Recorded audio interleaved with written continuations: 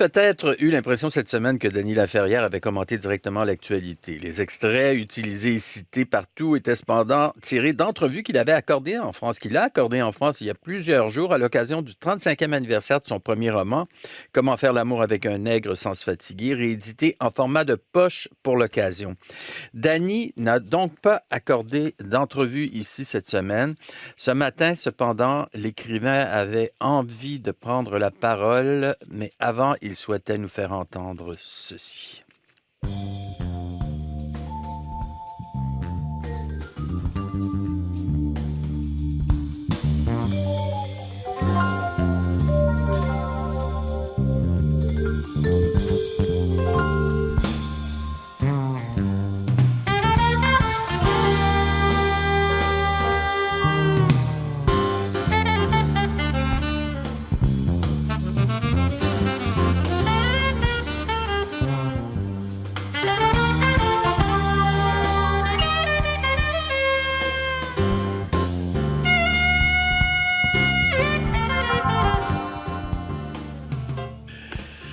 Ah, Danny Laferrière, bonjour.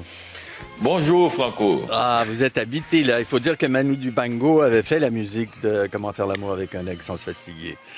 C'est la musique du film qu'on entend là. Ça a été une grande rencontre pour moi, la rencontre avec Manu Dibango. J'étais allé à Paris et avec Isaac de Bancolé et Makakoto, les deux personnages, pour rencontrer vraiment le grand Manu Dibango, il faut le dire, mort il y a peu de temps, et qui avait accepté avec sa joie, son rire, sa fantaisie et son enthousiasme de faire cette musique magnifique. On se souvient de Manu Dibango, c'est Soul Makossa, Makossa, Makossa.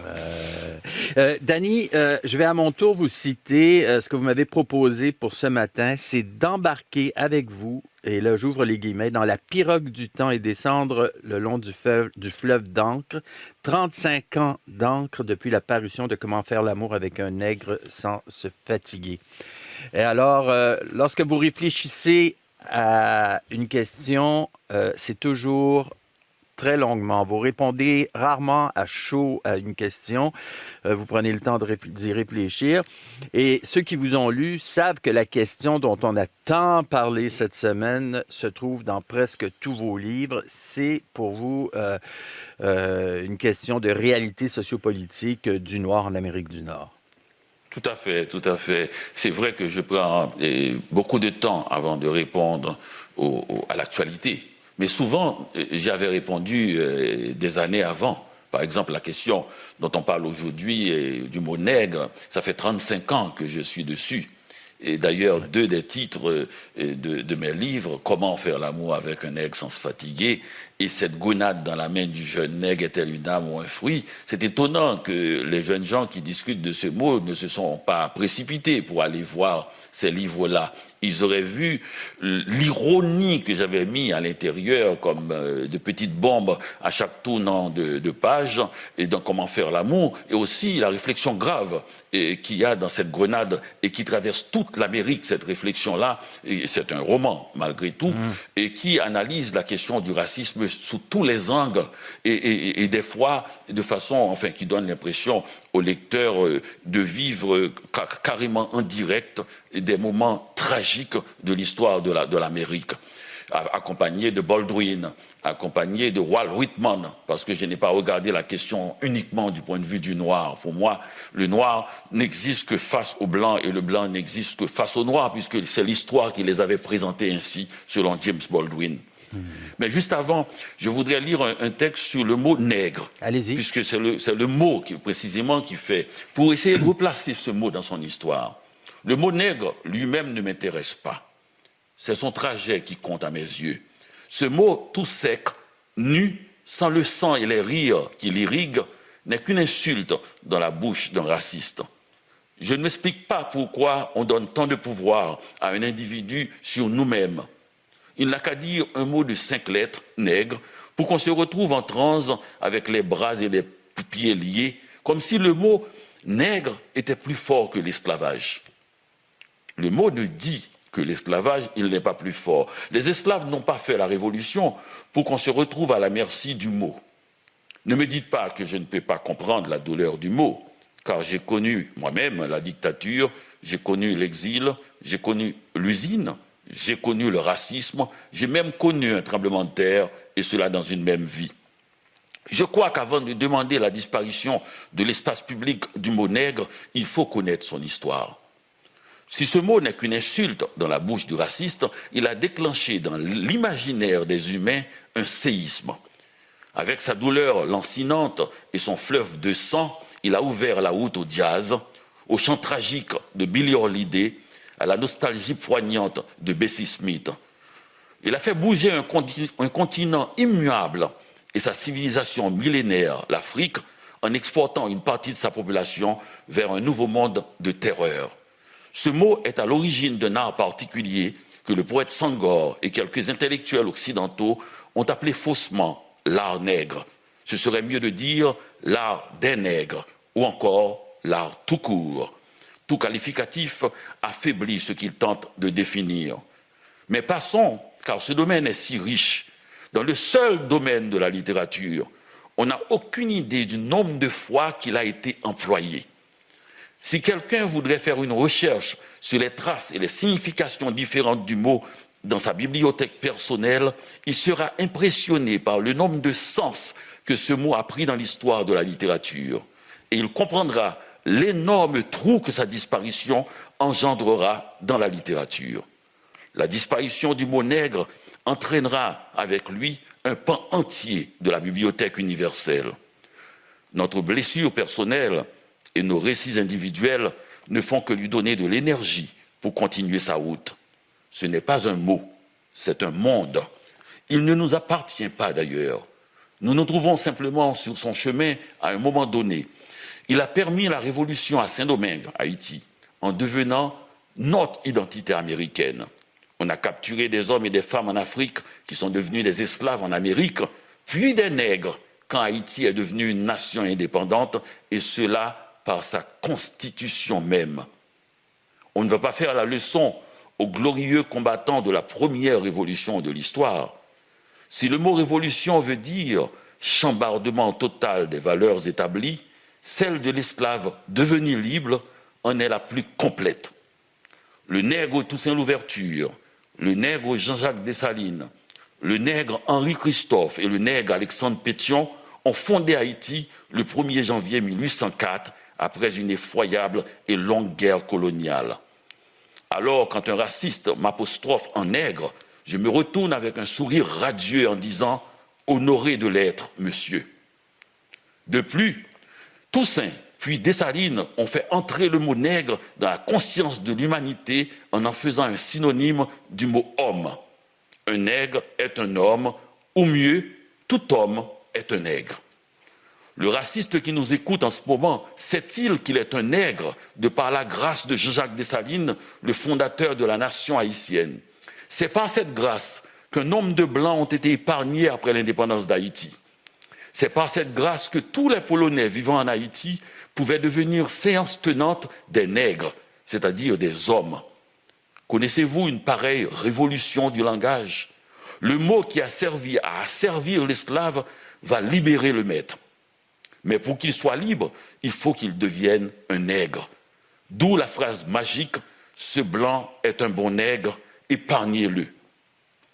Vous comprenez qu'un tel mot va plus loin qu'une douleur individuelle et que si nos récits personnels ont une importance indéniable, ils ne font pas proie face à l'histoire. Une histoire que nous devons connaître puisqu'elle nous appartient, que l'on soit un nègre ou un bon nègre. Cette plaisanterie d'une hypocrisie insondable du N-word est une invention américaine comme le hamburger et la moutarde sèche. Et j'espère que nous aurons le courage de l'effacer du visage du glorieux Jean-Jacques Dessalines, fondateur de la nation haïtienne dont on disait qu'il était le nègre fondamental. Merci, Dany. Merci. Et c'est un texte que vous avez écrit cette semaine? C'est un texte que j'ai écrit il y a 1 heure. Il y a 1 heure? Eh bien, on va le garder. Vous allez me l'envoyer. Est-ce que l'écrivain, peu importe qui il est, comment il réagit quand on enlève un mot qu'il a utilisé souvent? Parce que Oui, c'est dans le débat aussi, et ça regarde pas seulement l'écrivain. Je veux dire, ça regarde les journalistes, ça regarde les auteurs, ça regarde tout le monde. Enlever un mot, retirer un mot, il y a quelque chose de douloureux là-dedans, je trouve. et d'abord, il y a quelque chose de difficile à accepter pour quelqu'un comme moi qui fait partie de la commission du dictionnaire de l'Académie française. Je dis ça dans le sens que chaque jeudi, nous planchons sur le dictionnaire et c'est avec une douleur profonde quand après peut-être un siècle de disparition, nous concédons peut-être, après avoir mis à côté du mot, et le mot oubli, ça veut dire ça fait longtemps qu'on ne l'a pas employé, quand nous acceptons d'enlever ce mot. C'est dans une discussion terrible. Et vous savez, même quand nous disons ce mot n'a pas été employé depuis très longtemps par les humains, les francophones, mettons, même cela, si un seul des membres de cette commission, nous sommes à peu près une dizaine, une douzaine, si un seul des membres de cette commission dit on ne peut pas l'enlever puisque Montaigne l'a employé, on ne peut pas l'enlever puisque Miron l'a employé, c'est souvent un mort, on parle d'un mort. On ne peut pas l'enlever, ce mot, puisque Senghor l'a employé. On ne peut pas l'enlever puisque Diderot l'a employé. On demande un exemple, on va chercher souvent dans le trésor de la langue française, et c'est un autre dictionnaire, et on regarde, on trouve un exemple où cet auteur l'a employé. Pourquoi? C'est parce que le premier travail du dictionnaire, c'est empêcher qu'un auteur ne puisse pas être lu dans son texte original. Nous voulons retarder le fait que l'on puisse dire, que l'on soit obligé de traduire Rimbaud en français contemporain. Et pour cela, il faut garder tous les mots qu'il a employés le plus longtemps possible. Nous faisons barrage à l'oubli. Donc ça, c'est simplement le point de vue du dictionnaire. Mais le point de vue humain, chaque mot porte l'histoire. Et quand le mot nous fait mal, il faut croire que l'histoire a été violente. Voulons-nous éliminer cette partie de l'histoire? Voulons-nous éliminer son trajet pour que ce mot puisse continuer à vivre et cette histoire-là, pour que nous puissions... Parce que nous ne pouvons pas éliminer les choses, effacer les choses par l'oubli. Il faut regarder en face, par exemple, ce mot nègre qu'on a employé et qui est employé différemment en Haïti, comme je viens de le dire dans ce texte. Jacques Dessalines, le fondateur de la nation haïtienne, se dit nègre. Nègre. Est-ce que nous pouvons le démentir? Est-ce que nous pouvons dire vous n'avez pas le droit de dire nègre, puisque nous-mêmes aujourd'hui nous déclarons que ce mot ne peut pas être établi? Et cela, quand même, il y a une partie de racisme. Mais peut-être qu'il faudrait changer notre attitude par rapport à ce mot pour déstabiliser, pour désarmer le raciste. Et c'est pour ça, par exemple, le mot réfugié, Fuji, qui a été employé aux États-Unis pour insulter les réfugiés, a été changé par ce groupe de musiciens qui ont appelé leur groupe de Fugees. Et le mot est devenu tellement à la mode que tous les blancs, jeunes blancs américains dans les universités voulaient s'appeler des Fugees. Donc ça veut dire qu'un mot peut avoir une vie, nous devons avoir une action sur le mot. Quand un raciste me dit que je suis un nègre, je lui réponds, je suis honoré, parce que Dessalines aussi, parce que Toussaint Louverture aussi. Non seulement ils sont des nègres, mais ils se sont dit officiellement dans la Constitution haïtienne qu'ils sont des nègres. Et je crois que c'est mieux de le faire que de nous remettre pieds et poings liés dans les mains du raciste. On va s'attarder, si vous voulez bien, Dany, à comment faire l'amour avec un nègre sans se fatiguer. Il y a une satire féroce des stéréotypes et des clichés racistes. Vous parliez du racisme il y a 2 secondes. Le personnage de Vieux, il le dénonce, ce racisme-là qu'il croise au Carré Saint-Louis et partout, sous toutes ses formes. 35 ans plus tard, est-ce que c'est toujours, tout ce qu'il dit, est-ce que c'est toujours d'actualité? Mais l'actualité, ce n'est pas quelque chose qui naît sous nos yeux, qui tombe du ciel. C'est les rapports humains, c'est les relations. Et quand un mot arrive encore sur scène, ça veut dire il y a une douleur. Le mot, il indique, c'est comme la fièvre, il indique qu'il y a une maladie, il y a quelque chose qui est troublant quelque part. Bien sûr, il y a des gens qui souffrent de leur situation, de cette condition nord-américaine et de cette signification nord-américaine du mot nègre, parce qu'il y a une autre signification que celle que les Haïtiens, que Haïti a donnée à ce mot, venant de la fournaise de Saint-Domingue. Il y a une signification triviale, quotidienne, ordinaire, et qui a une action derrière. C'est-à-dire que c'est là que j'ai divisé les racistes entre racistes amateurs et racistes professionnels. Quand un raciste amateur me dit sale nègre, je dis oh, bon, ça va. Je dis ça va. Ça veut dire qu'il dit, en fin de compte, qu'il est dans une condition inférieure sociale à la mienne. C'est pour ça qu'il m'attaque, c'est pour ça qu'il trouve le désir de m'attaquer. Je me souviens, j'étais à 4 saisons un jour, et j'étais à mon bureau, le téléphone sonne, je le prends, c'est quelqu'un qui m'appelle et qui me dit « Est-ce qu'on paie aussi bien un nègre qu'un blanc ?» Je lui ai demandé, mais monsieur, est-ce que je peux vous poser une question? Il dit oui. Je dis, qu'est-ce que vous faites en ce moment? Il me dit, pourquoi ça? J'ai dit, simplement. Il me dit, je suis dans mon salon, je regarde. J'ai dit, en juillet, vous regardez la télé à 2h de l'après-midi? Mais non, sortez donc. Non, mais allez voir ailleurs. Vous allez voir, ça va vous changer les idées. Donc je suis en train de travailler. Quand quelqu'un me dit que sale nègre, ou bien encore quand quelqu'un me dit retourne dans ton pays, qui est l'équivalent parfois de ça, j'ai dit mais vous ne pouvez pas dire que moi, à Montréal, avec des photos de moi partout, une statue en ce moment dans les jardins de la Bibliothèque nationale, le Premier ministre que je peux appeler presque quand je veux pour lui dire mes idées. Vous croyez vraiment que vous êtes plus chez vous que moi? Vous croyez vraiment que je ne suis pas plus chez moi ici que vous? Si vous le croyez, c'est qu'on vous a trompé, vous avez mal analysé les choses. Jeune homme, je suis plus chez moi ici que vous. Donc ça veut dire qu'il faut retourner les questions.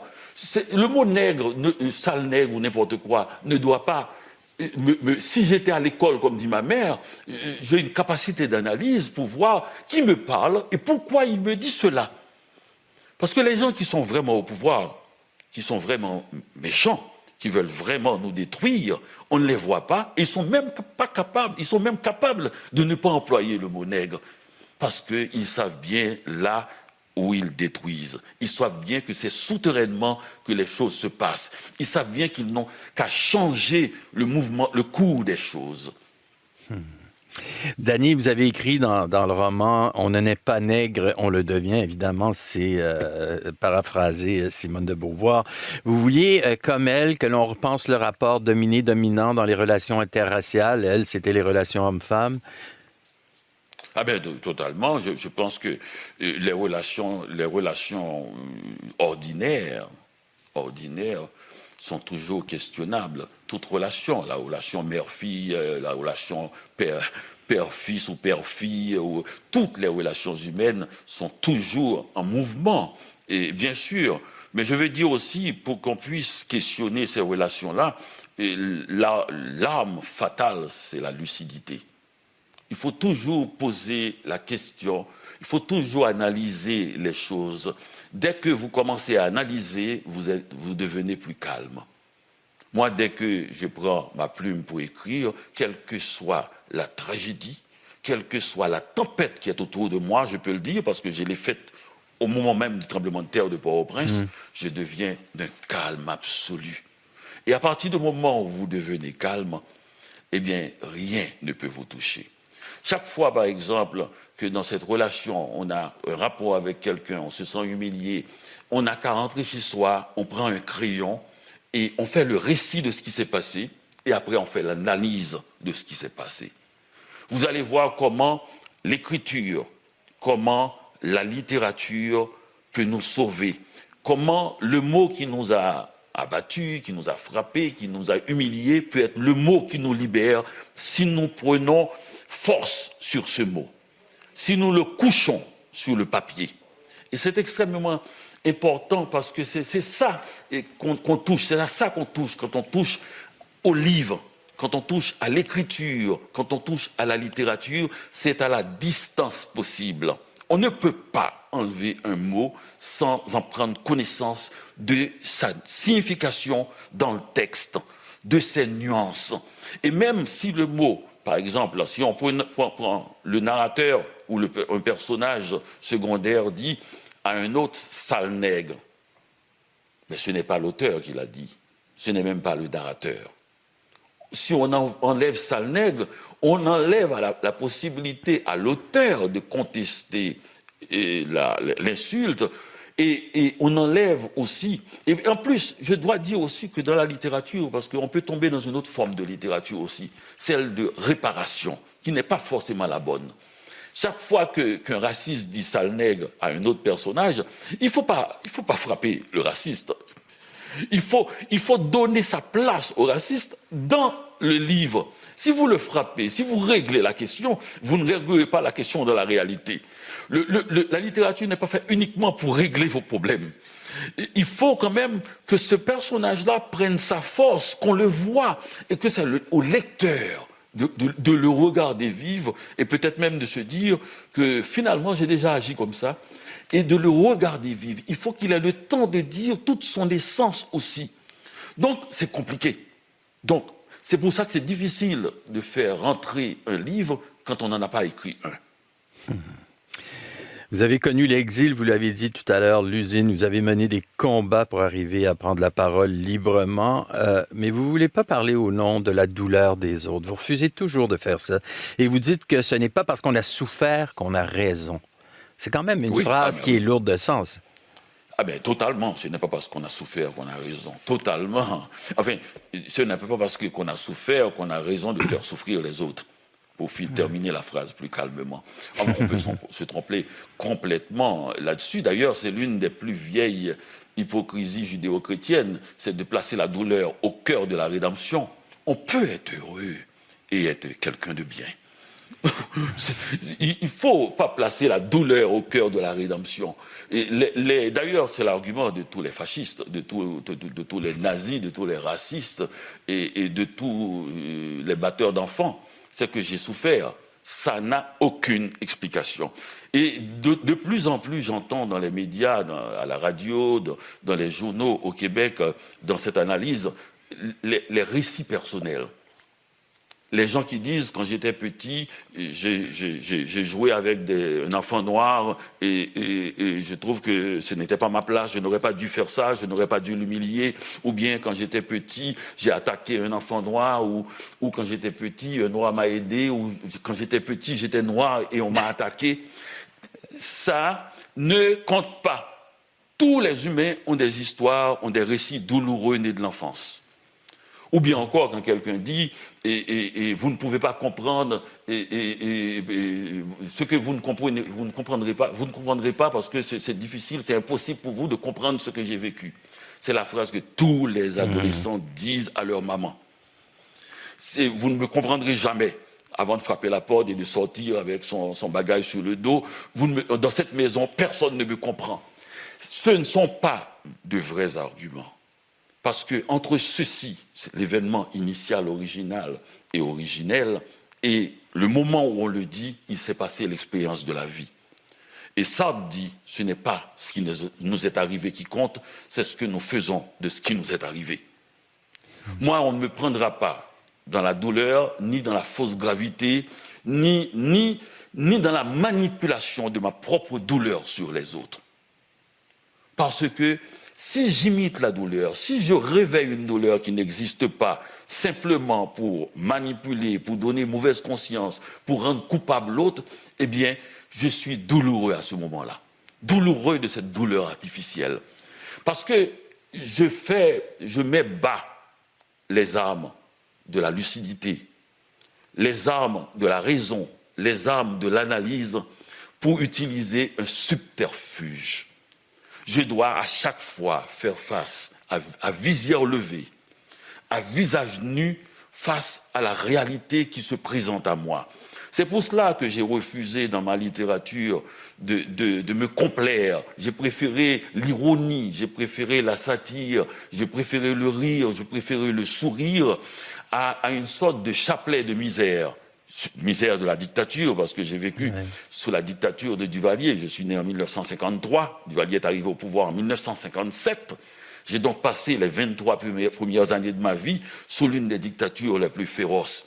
On ne trouvera pas cela dans ma littérature, sauf dans le cri des oiseaux fous, où j'ai parlé pour toute ma génération dans ce livre pour raconter comment on a vécu ça. Et malgré tout, j'ai pris la peine de mettre à l'intérieur de ce livre des histoires d'amour, des récits sur le théâtre, parce que c'est pas vrai. C'est le dictateur qui croit que la dictature est le cœur du monde. La vie est palpitante, elle est toujours là. Je ne peux pas croire qu'il n'y a qu'un seul récit dans la vie humaine. Chaque fois que quelqu'un se plaint d'une douleur, j'ai dit, en ce moment même, au moment où vous plaignez, il y a de la joie qui vous arrive tout autour. Essayez de glisser cette joie à l'intérieur de cette douleur, ne serait-ce que par courtoisie pour votre interlocuteur. Dans une entrevue en 2014 au Nouvel Obs, je crois, vous veniez d'être élu à l'Académie. Le journaliste qui écrit, et il écrit, que vous refusez la position avantageuse de l'écrivain engagé. Il rapporte que dans un festival où on vous proposait de militer contre le racisme, vous aviez répondu « Désolé, je ne peux pas être à la fois la maladie et le remède ». Oui. C'est exactement ce que vous expliquez aujourd'hui.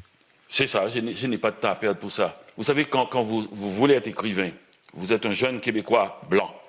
Vous voulez être écrivain, vous vous mettez à écrire. Vous voulez être écrivain, vous êtes un jeune noir. Vous voulez être écrivain, il faut d'abord dire ce que vous pensez du racisme.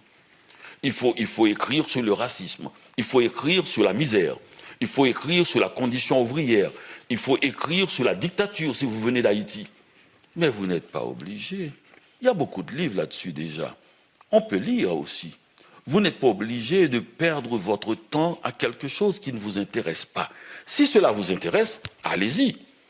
Mais si c'est pour essayer, pour montrer que vous êtes bien, que ces choses-là vous touchent, vous croyez qu'il faut perdre 3 années pour l'écrire avant peut-être plus tard de passer à une littérature plus ouverte qui vous intéresse. Moi, j'ai toujours reproché à Césaire et à Senghor, des idoles, de n'avoir jamais décrit un après-midi passé assis à la terrasse du Flore en train de boire un verre de vin et de causer de ça et d'autres. Moi, comme lecteur, vous imaginez, moi, à Port-au-Prince, en train de lire Senghor, Césaire, assis à la terrasse de café à Paris, qui causent à propos de gens qui passent, à propos de livres qu'ils ont lus, qui n'ont rien à voir avec de livres noirs, à propos de Miller, à propos de Goethe, à propos... et qu'ils sortent de leurs conditions. Moi, je suis sûr que ces écrivains-là, par exemple, ils ont vécu des vies comme tout le monde. Ils ont eu une petite amie, ils ont été acheter une bouteille de vin un soir qu'ils ont bu avec un ami, ils ont pleuré. Pourquoi ça ne se retrouve pas? Parce qu'on leur exige ce combat, croyant que ce combat ne peut se faire que sur un seul terrain, celui de la douleur, celui de l'engagement à perte de vue. Moi, je crois que quand j'écris le mot vin, que je bois un verre de vin à la terrasse d'un café, j'échappe à la douleur du monde et j'échappe au racisme de tout poil. C'est ça que le raciste ne veut pas, que je boive un verre de vin à la terrasse de café sans penser à lui. Mais la contestation, Danny, peut quand même permettre quelquefois de comprendre l'autre. Des gens comme Martin Luther King, Malcolm X, Mandela, c'était des contestataires.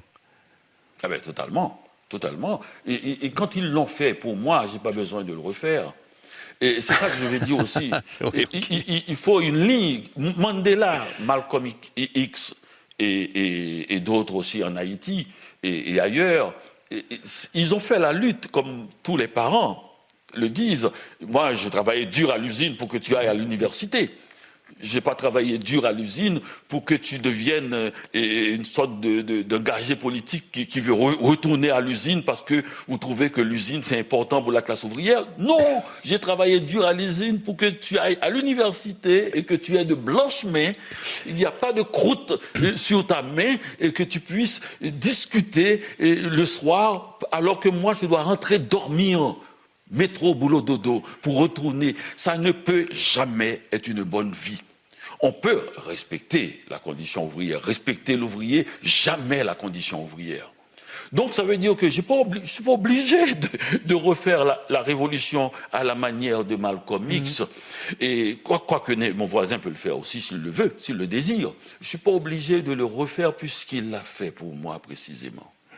On va terminer là-dessus, Dany. Un jour, vous avez dit « Personne ne me dira jamais quoi écrire. Pour moi, c'est un exercice de liberté absolue. Je suis fou des mots. » C'est toujours ça. Ça, c'est en 2002 que vous avez dit ça. C'est toujours vrai et c'est toujours présent. Oui, c'est pour ça qu'on ne peut pas en enlever un sans que ça me fasse mal, quel qu'il soit. Parce que si on enlève, par exemple, les insultes, comment saurons-nous qui sont les méchants dans les livres au moins? Il faudra qu'ils les insultent. Il faudra qu'on voit le monde dans sa diversité. Et je connais des gens qui m'ont insulté et qui sont devenus de grands amis. Et c'est ça, pour moi, le triomphe de la culture et de la civilisation. J'ai rencontré un type dans la rue qui m'a dit qu'un de mes meilleurs amis était mort à Ottawa. On l'a trouvé 3 jours plus tard dans sa chambre. Je suis rentré dans un café sur la rue Saint-Denis, ma rue Saint-Denis, et quelqu'un m'a dit « espèce de nègre, et tu ne vas pas t'asseoir là à côté de lui ». J'ai dit « non, pas ce soir. Ce soir, c'est jour de deuil, soir de deuil. J'ai un grand ami et d'adolescence qui est mort. Il a fait silence, finalement, il a dit « moi aussi, ça m'est arrivé il y a 1 mois ». Et on a causé, on a pris un verre. Ce n'est pas du tout une fable que je raconte là, c'est une histoire qui est arrivée. Je ne dis pas que tous les gens qui disent des mots racistes finissent par devenir votre meilleur ami, ce n'est pas ça la question. Je dis tout simplement que je ne serai jamais à la merci d'un mot. Je veux aller plus loin. Je veux savoir qui est derrière le mot. Est-ce un vrai raciste, c'est-à-dire celui qui n'a jamais dit le mot sale nègre, celui qui habite dans une grande demeure, qui ne rencontre jamais des nègres, celui qui ne rencontre même pas ses voisins parce qu'il a un hélicoptère où il fait sa route, celui qui n'a jamais croisé un nègre, qui n'a jamais dit un mot raciste, mais qui les affame, mais qui les détruit, mais qui construisent des usines et qui vous paient, qui refusent de vous payer pour votre énergie. Comment je vais faire pour détecter ce raciste-là ?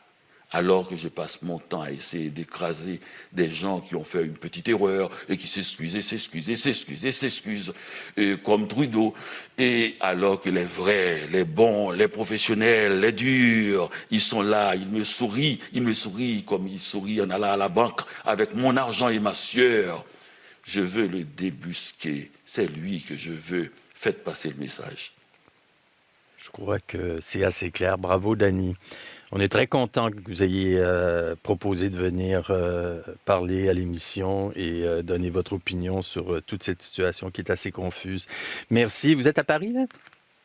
Je suis à Paris, Profitez. légèrement gris, mais je dois dire aussi que pour tous ceux qui disent du mal de Paris, j'ai jamais vu une ville aussi ensoleillée que cette année. Et c'est vraiment, on a un soleil magnifique à Paris, mais le soleil, c'est comme quand il fait froid à Montréal, ça ne veut pas dire qu'il n'y a pas la Covid dehors. Ah ouais, c'est ça. Bon, allez au Café de Flore. Est-ce que vous pouvez aller au Café de Flore boire un verre de vin? Je peux aller au Café de Flore, boire un verre de vin, et je peux même l'écrire sans y aller. Ah, bah, salut, Dany. Au revoir, à bientôt. À bientôt. Au revoir. Et on va passer tout de suite la parole à Serge Bouchard. On va continuer à descendre ce long fleuve d'encre avec l'écrivain Dany Laferrière. Maintenant, donc, Serge Bouchard, dont ça va être en grande partie l'éditorial ce soir, va nous parler du pouvoir des mots. Je pense qu'on va résumer ça comme ça. Serge Bouchard, bonjour. Bonjour, je viens d'écouter l'entièreté de La pensée.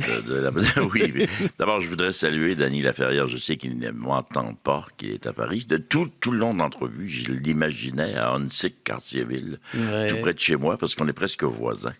Et ça fait très longtemps qu'on s'est vus, et puis je l'aime beaucoup.